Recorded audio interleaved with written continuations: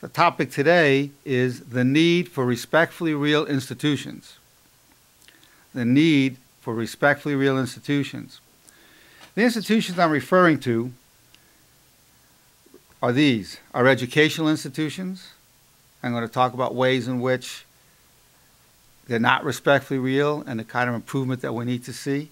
Our educational institutions, our political institutions, our religious institutions, the corporate institutions, the institution of unions, superstars, which are a whole institution in themselves. Superstars such as Charlie Sheen, many superstars are taken as role models. The institution of medicine, and the primary foundation institution of family. I'm going to talk about ways that each of these institutions all require a more respectfully real dimension to it. Now, respectfully real communication involves creating a connection or a bridge as opposed to a wall or a barrier. And there are 16 characteristics. I'm not going to go over all 16 right now, but I just told you creating a connection is genuine. It's respectfully real. But part of it is also fairness, truthful and honest, and it creates unity. So these are a few of the dimensions of respectfully real communication. Now, we're going to start with the family, the foundation institution in our society. The natural order of the family has been corrupted. The natural order of the family has been perverted. And therefore, everything else that builds on that will also be corrupted. The fundamental corruption is this. There's the failure to respect the parents in a good part of Western civilization at this time. A failure to respect the parents. What is the foundation of correct parenting? To show unconditional love for our children because we would die for them. To have quality time with them so that we can guide them and show them their value. But there's a third one, a third aspect, a discovery I made years ago, of what I call unconditional parental respect. It's normal for a normal child to respect the parent. That's normal. It doesn't have to be earned. It's just there instinctively.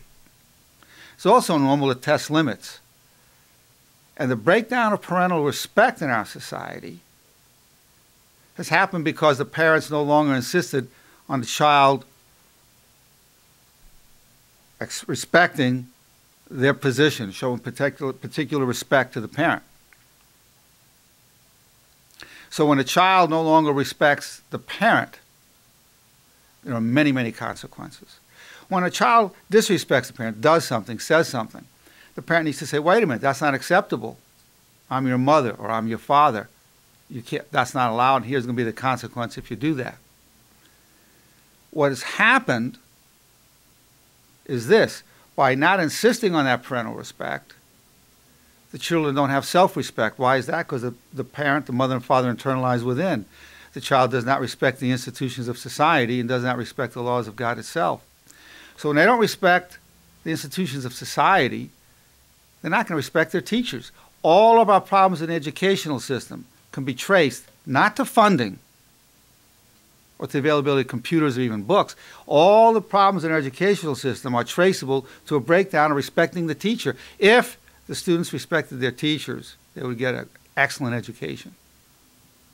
But particularly in Western civilization, that's not there.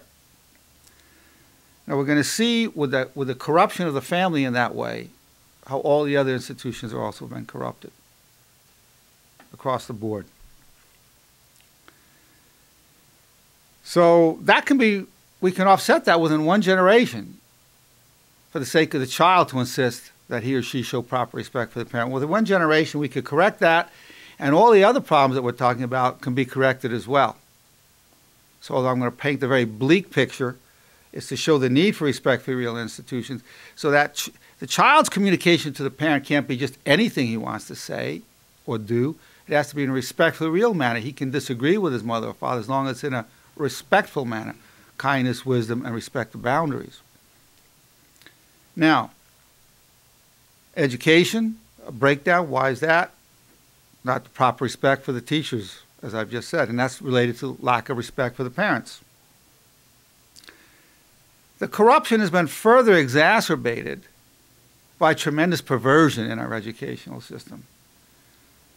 The teachers, the professors know that most of what they teach are useless, absolutely useless information to the student.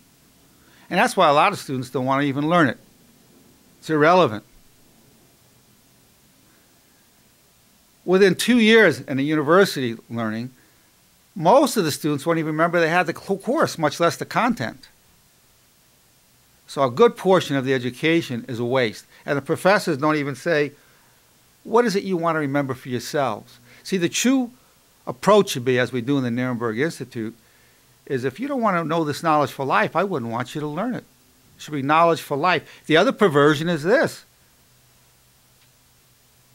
There's not even education how to deal with your own thoughts. What are you walking with 24/7? Your own thoughts. There's not even an education to deal with your thoughts. That's why I created Dr. Nerenberg's mind-body workout system, and I've discovered 22 factors to help internalize thoughts, which helps you deal with thoughts, to create more constructive thoughts, more uplifting thoughts, reduce stressful and destructive thoughts.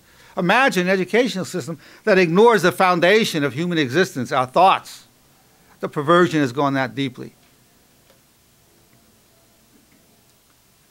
Our political institutions, although in the West, particularly in a democracy, they're to be public servants. We have elected representatives who are supposed to be our servants. And to some extent that attitude is there, but it's been lost. Mostly it's an attempt to stay in power. It's become very self-serving. And the people have been kept in ignorance. We've had an economic collapse based on some institutions that the average person has never heard of. AIG, most of us never heard of it. Turns out it's a foundation to our economy. Collapsed, the economy collapsed. Freddie Mac. I mean, I don't even know these. I still don't know exactly what they are, but they have something to do with insurances, mortgages. I don't know exactly. It just all fell apart based on these. So we've been kept in the dark.